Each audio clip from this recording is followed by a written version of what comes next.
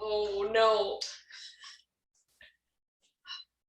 They're going to see that first. Perfect. Then we'll cut it off. What was that question? My question was, if I'm not my experience, what am I? Okay, well, your body, your thoughts, your life, your circumstances. So there's your body, for example. That's easier. So who are you? Your circumstances. So who are you? You are the silent observer. And once you make contact with that, you get a miracle of sorts because you have profound perspective. And to do that, you've got to download and digest the information of your brain because the cortex is trying to be in charge all the time, manage the body, manage the environment. But that's subject object strategizing. That's not somebody in the zone. In the zone means observer and engagement, they're together. So you're not only the observer of your thoughts, you're also experiencing your thoughts and the biochemical reality of your thoughts and your circumstances. Except there's a bit of a difference because you're still observing, and the observer has nothing to do with the thoughts or the body or the circumstance. Meditation is the process of calming down to reach the place of no thought, like what happens in a beautiful moment, an epiphany moment. That's the master's skill. So you practice 10 seconds now and then, and you have the need to improve your experience measurably. Did your brainwaves change? Did your emotions change?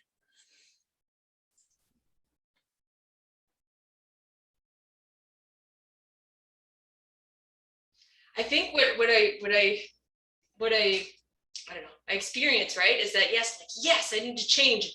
Yes, okay, I'm on it. I'm feeling it. I'm doing it. It's happening. I'm not thinking about it. It's just happening. And then change. Well, then I feel like then something comes up, and then I just feel like pummeled or crashed or something, and then I'm just like, okay, I surrender, and then it takes me a while to maybe accept that or to process that, to start.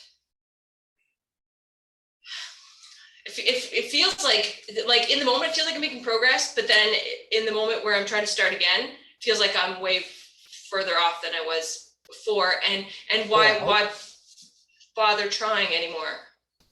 Well, I don't know about that part. But as you mature, you realize just how wrong you were all along. Now, when the observer gets identified with the experience, then you're in a dream. You're not aware of yourself because the observer's still there the whole time. So if the process of change requires that you get it right, then you have to experience depression because you can't ever get it right. Nobody does. So grace facilitates change, not change itself.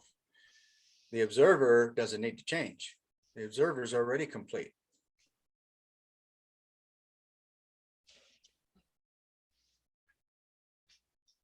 So the surrender is way more important than changing. Surrendering to just what is, just life and the 20,000 year process you're involved in here.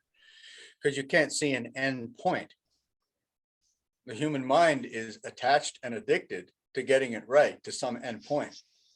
And all you got to do is buy that product and go have that dinner and go to that camping experience. And that's it. Everything's going to be perfect from then on.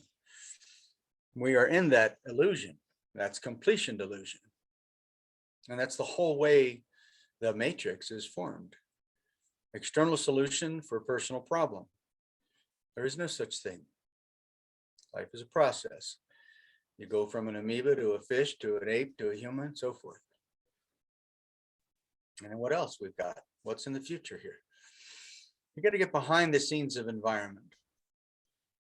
And that's why you make contact with people that can help facilitate this process. Because what's the result of making great contact with some teaching, some person?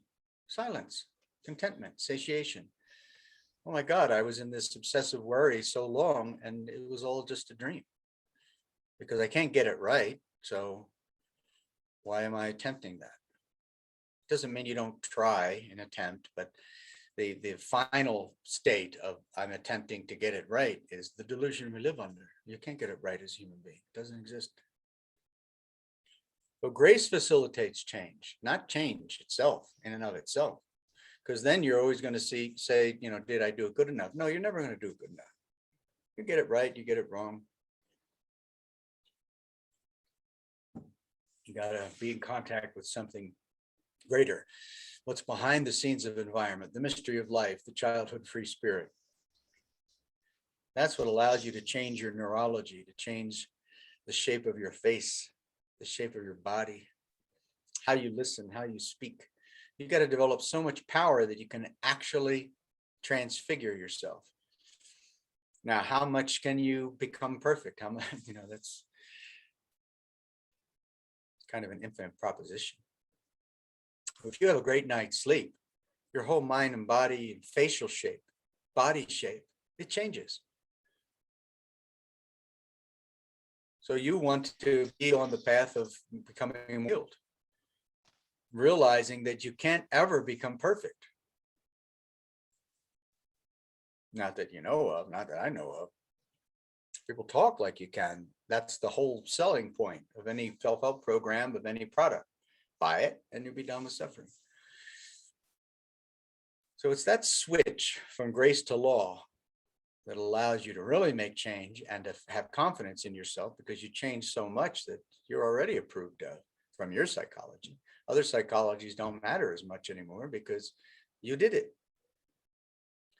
You resurrected your life from a living hell.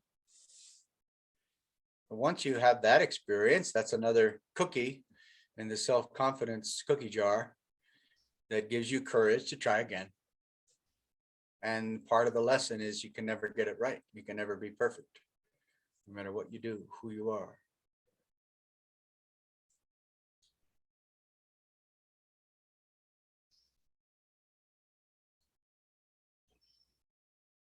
Cognition is not capable of experiencing the spiritual. We're completely addicted to cognition, figuring it out. It's not possible. If your point for passing or acceptance from a teacher, from me, is me saying it right, then you can't have a teacher. Because I can't say it right.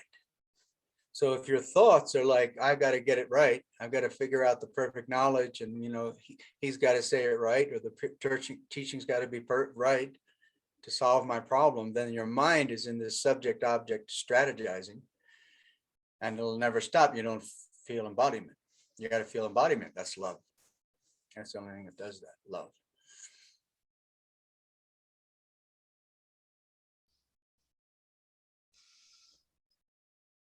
Love is a surrender and acceptance, special graces. If you're the one that's doing the special graces, or you're the one that really knows and nobody else does, then you have to experience hell. Secretly, we maintain this little part of ourselves. Oh, I'm waiting for somebody to recognize that I'm the great teacher. I'm the one that knows about this stuff. But I just can't say it right. I just can't.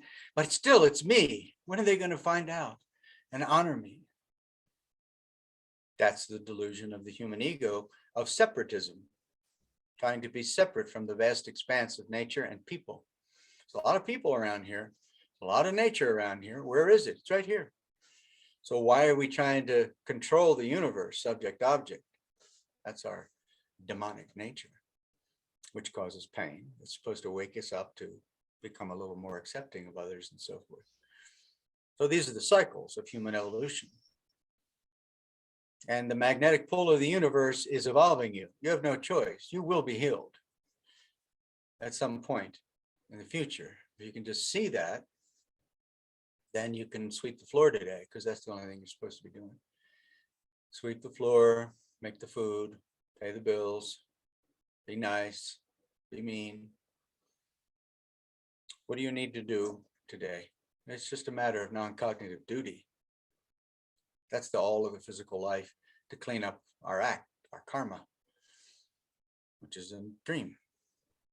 But got to play by the rules of the illusion you're bound by. So you clean the bathroom. Just do it. So you don't need to think about much. You just need to clean the bathroom, go to work, stuff like that.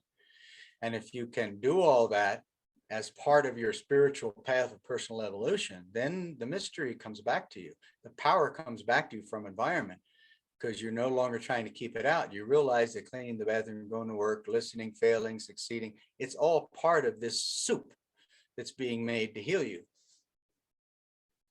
And it's not out there or in here, it's everywhere, in here and out there. You take down the wall that's objectifying reality. Scientific analysis with the conscious mind only goes so far. You can dice apart a flower all you want, but you got to feel it. Or you could talk about sugar all you want, you got to taste it. So life is a sensual experience, where you're feeling things more than you're thinking things. Psychology says thought controls emotion. That's incorrect. It controls thought. Then thought influences emotion, and it's a loop.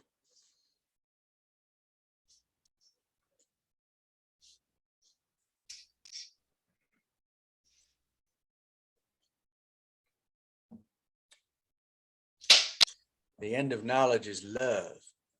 Love, there's no thought. Love.